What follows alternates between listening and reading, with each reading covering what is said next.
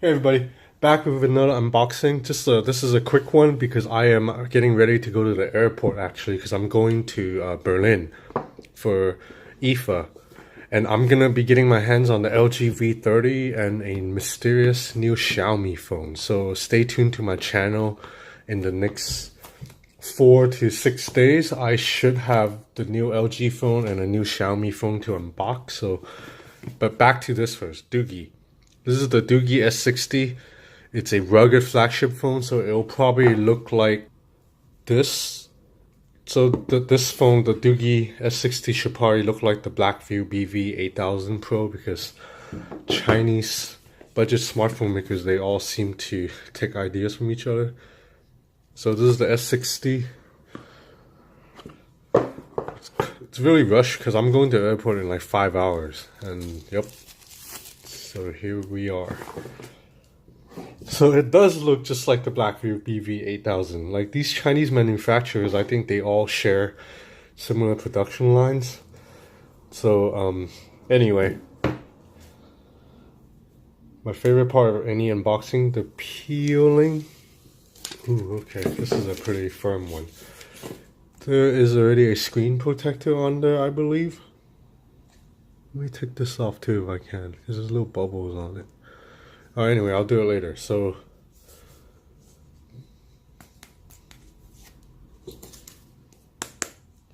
the fingerprint reader is actually quite low. Usually fingerprint readers on phones are up here. This one's actually down here, so that's interesting. So there's an SOS button here. I'm pretty sure when you press this, it'll call like an emergency number, volume rocker, power button, dedicated shutter button, which I like. That means you can use this button to take a photo. So let's check out what's in the box.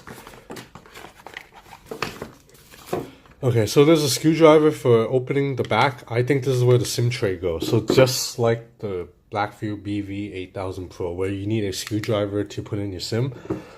I think that might be a bit of a hassle, but at least I think on the Doogee, the screwdrivers are a bit easier to, because if you look at the Blackview, these are very, very tiny screws. So say if I'm on a trip and I don't have that specific screwdriver, it might be hard to open this. Whereas the Blackview, it seems a lot easier to open even if you don't have the screwdriver that came with the phone. Like you can probably do this with a little nail clipper or something. So USB, it's a micro USB cable, so not USB-C. Power adapter. There's probably another screen protector in here. Yep. Knowing Chinese companies, one of the good things, they will give you a screen protector on the side, so you don't have to pay another another $5, $10 to buy one. Anyway, so let me boot up the phone. I'm gonna set everything up, and I'll be back with a quick hands-on. Hey everybody, so I'm back. I've had a quick chance to play with the phone. As I said, I had to do this really quick because I'm going to the airport soon. So this phone is really similar to the Blackview BV8000 Pro. So let's compare the size. Doogee's S60 is a little bit taller. That's because it has a larger screen. It has a 5.2-inch 1080p display compared to the 5-inch display on the Blackview. The back, as you can see, all the material is very similar. You have a metal plate right here, metal plate right here. And even the same things on the Blackview. There's a camera shutter button, PPT button right here, which Doogee also has a camera shutter button and a PTT button here.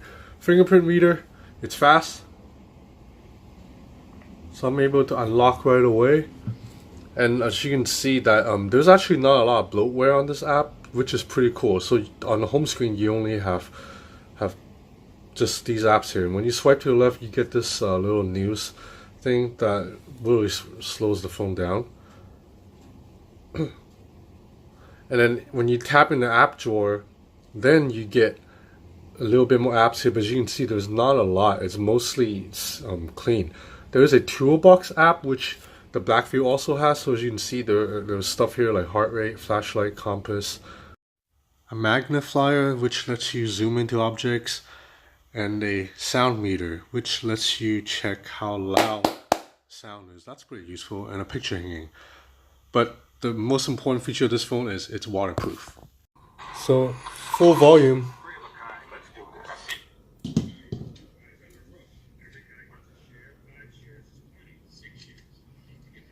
Okay, so the Doogee S60 has a 21 megapixel camera that actually has quite a bit of apps. So right here, you can see that you can swipe the dial to choose between different modes. So right here you have night portrait, landscape,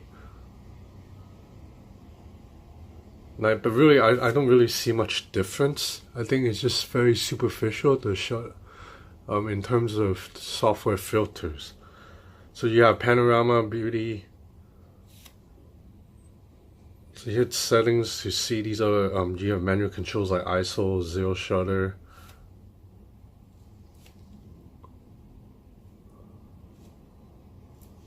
There is an HDR mode.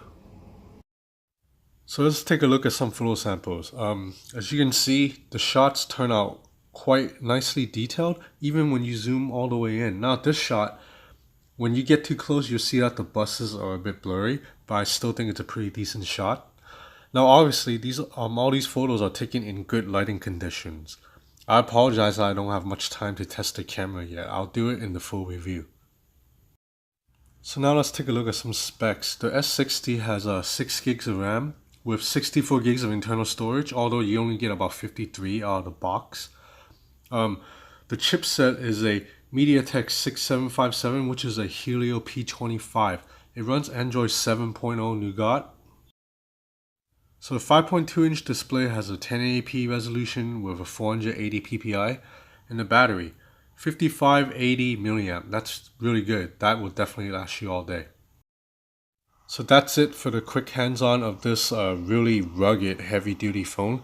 Doogee is selling this for $300 US. So I think that's reasonable. I'll have a full review later on. Thanks for watching.